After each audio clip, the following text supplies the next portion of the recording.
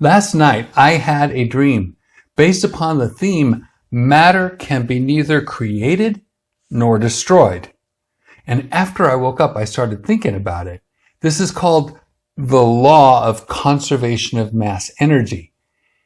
So in this finite universe, matter cannot suddenly exist or suddenly not exist.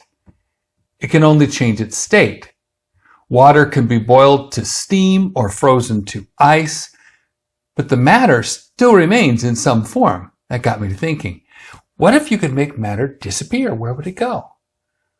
What if you were able to move matter by your mind? All you'd have to do is think of a place and instantly the matter would move from here to there. What if all you could think of was a street corner in San Francisco? Then everything you didn't want near you would suddenly appear there. It'd be horrible if you were clearing your house of mice, rats, ants, cockroaches, or lice. Can you imagine? It would cause havoc in San Francisco as they're suddenly invaded by everything you didn't want. And what if you accidentally cleaned out your plumbing that way? Ugh. After I woke up, I got a text from a brother that has a close to first edition of Jack Chick's books, The Next Step and The Last Call. And it made me think of my copies of Jack Chick's early books that I bought at the Christian Light bookstore in Ontario.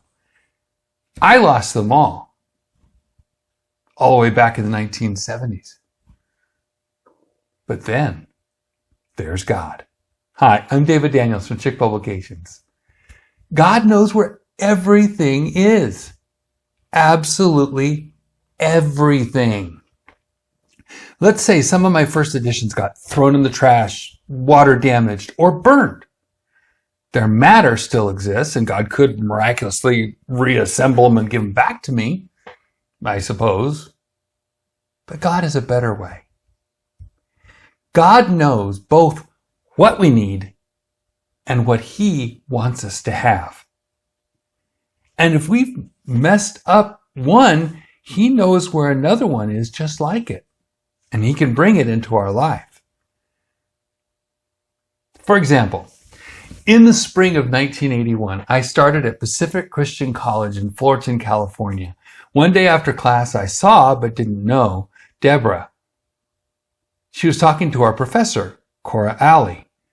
It was time for chapel that we called convocation, and I couldn't explain it, but I really wanted to ask Deborah if she wanted to walk to convocation with me.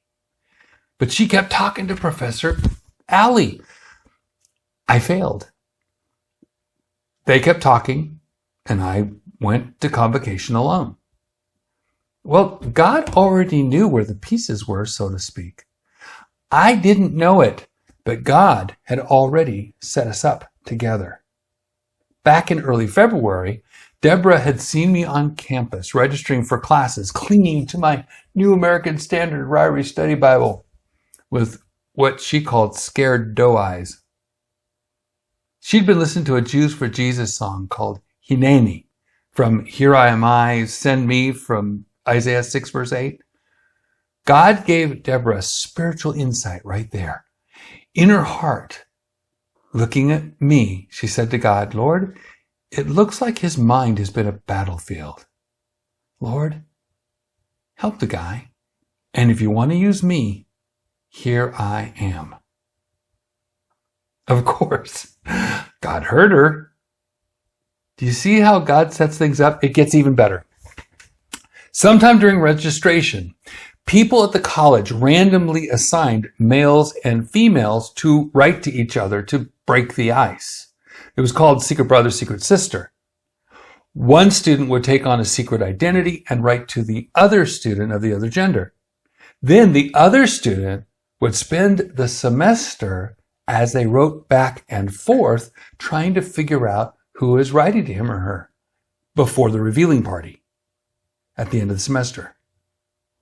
Well, Deborah had been randomly assigned to as my secret sister. See how God works out things? She put on a secret identity. She called herself Mary. And at first, she wrote coded messages, drawings, other fun stuff. And I just come out of the occult a little over 5 months earlier, and I was all into Bible and my relationship with God, and those letters changed really quickly. We were writing about Jesus, our relationship with him, prayer time, relationships, testimony, history. Then we found out the revealing party was almost the last day of the semester. No way. I wanted to meet this girl. So we set it up a month before the semester ended. A few days later, I drove my motorcycle over to the cafeteria where we'd finally meet, and then ride over to the Missions Expo at Biola Christian College. I drove to the front steps that led up to the cafeteria, and I was so surprised. The very girl I'd wanted to meet, Deborah, was bounding down the stairs. And the very first words I blurted out were, "I didn't know you were that spiritual." So even though I'd missed the opportunity to walk with her to convocation, to make a long story short, I can tell you later if you really want to know, I got the girl. God knew where all the pieces were. And that's just the same as when I gave away my mule-choking King James Bible. It took 30 years.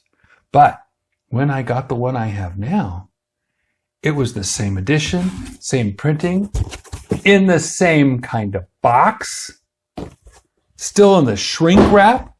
God had preserved it from 1977 to 2012, 35 years, just for me. And now I have it to show you. And remember those chick books, The Next Step and The Last Call? I have them back too. I'm kind of the guy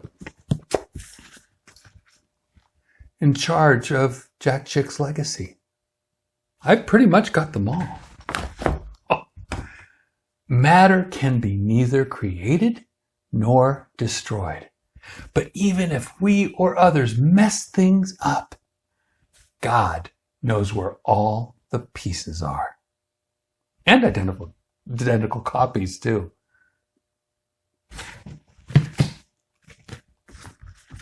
God bless you and have a wonderful day.